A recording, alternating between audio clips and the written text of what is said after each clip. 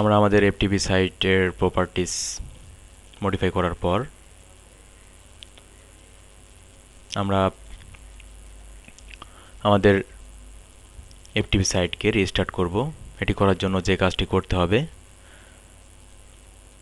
মিঠু নামে যেখানে local computer আমরা দেখতে পাচ্ছি, এরপর কার্সারের রাইট বাটন ক্লিক করতে হবে এবং অল টাস্কস এখান থেকে রিস্টার্ট আইআইএস এখানে ক্লিক করতে হবে, তারপর ওকে।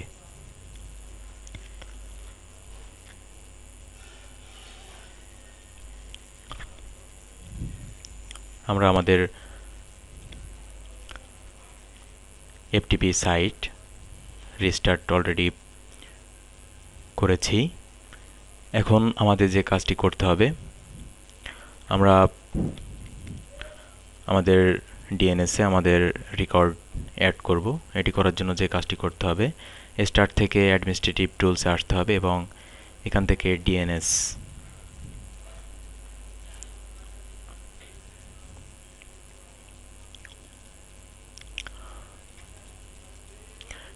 আন্ডারে আমরা দেখতে পাচ্ছি ফরওয়ার্ড লুকআপ জোন, এখান থেকে netbd.com। আমরা রাইট প্যানেলে আমাদের এফটিপির জন্য রেকর্ড অ্যাড করব। এজন্য ফাঁকা জায়গায় কার্সরকে রাইট বাটন ক্লিক করব এবং নিউ হোস্ট এখানে আমরা টাইপ করব এফটিপি। এখানে একটি বিষয় লক্ষণীয় যে আমরা নেমে এফটিপি টাইপ করার সাথে সাথেই ফুলি কোয়ালিফাইড ডোমেন নেমে ftp.netbd.com এখানে অলরেডি তৈরি হয়ে গেছে। আমরা আইপি অ্যাড্রেসে আমাদের আইপি অ্যাসাইন করব, অর্থাৎ এফটিপির জন্য আমরা যে আইপি অ্যাড্রেস ব্যবহার করছি 192.168.0.4 এবং এখানে create associate pointer PTR record, অর্থাৎ এটি রিভার্স লুকআপ জনের ক্ষেত্রেও কাজ করবে। এটিতে অবশ্যই টিকমার্ক দিতে হবে। তারপর add host, the host record ftp.netbd.com was successfully created, তারপর ওকে, তারপর ডান। এখান থেকে আমরা ফাইল, তারপর এক্সিট এখান থেকে বের হয়ে আসব। এরপর আমরা আমাদের এফটিপি তার রুটের ভিতরে আমাদের কিছু কন্টেন্ট রাখতে হবে, অর্থাৎ কিছু ফাইল আমরা এফটিপির ভিতরে রাখবো। আমরা এখান থেকে দুটি ফাইল এখান থেকে সিলেক্ট করছি। তারপর মাই কম্পিউটারের ভিতর 2003 অর্থাৎ সি ড্রাইভ, এর ভিতরে আমরা দেখতে পাচ্ছি যে ডিফল্ট হিসেবে ইনিট পাব, এখান থেকে এফটিপি রুট, এর ভিতরে আমরা আমাদের ফাইলগুলি এখানে পেস্ট করব। এ পর্যায়ে আমরা পিং করে দেখব যে আমাদের এফটিপি সাইটটি ঠিকমতো কাজ করছে কিনা। স্টার্ট থেকে এর জন্য রানে আসতে হবে, এখানে টাইপ করতে হবে cmd, এরপর আমরা এখানে টাইপ করব পিং স্পেস ftp.netbd.com, তারপর এন্টার প্রেস করব। এখানে আমরা দেখতে পাচ্ছি reply from 192.168.0.4 bytes 32 time 1 millisecond এবং টিটিএল 128। এর অর্থ রিপ্লে আমরা এফটিপি যে সার্ভার আমরা তৈরি করছি অলরেডি, সেখান থেকে রিপ্লে আসছে। এর অর্থ বুঝতে হবে যে আমাদের এফটিপিটি ঠিকমতো কাজ করছে।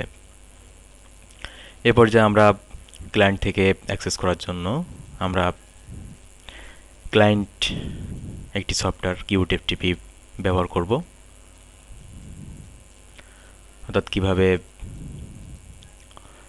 ডাউনলোড কিংবা কিভাবে আমরা ব্রাউজ করতে পারি। এখানে আমরা সাইট,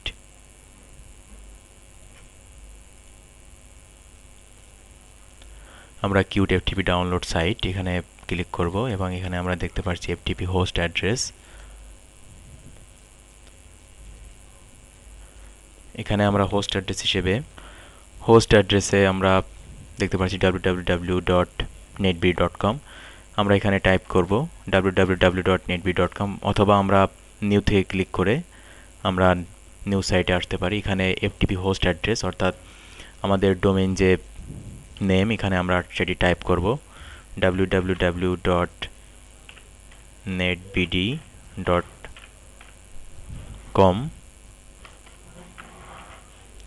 এবং এফটিপি সাইট ইউজার, যেহেতু অ্যানোনিমাস ইউজার এবং এফটিপি পাসওয়ার্ড এখানে আমাদের লাগবে না, সেক্ষেত্রে আমরা এই জায়গা থেকে আমরা কানেক্টে ক্লিক করব।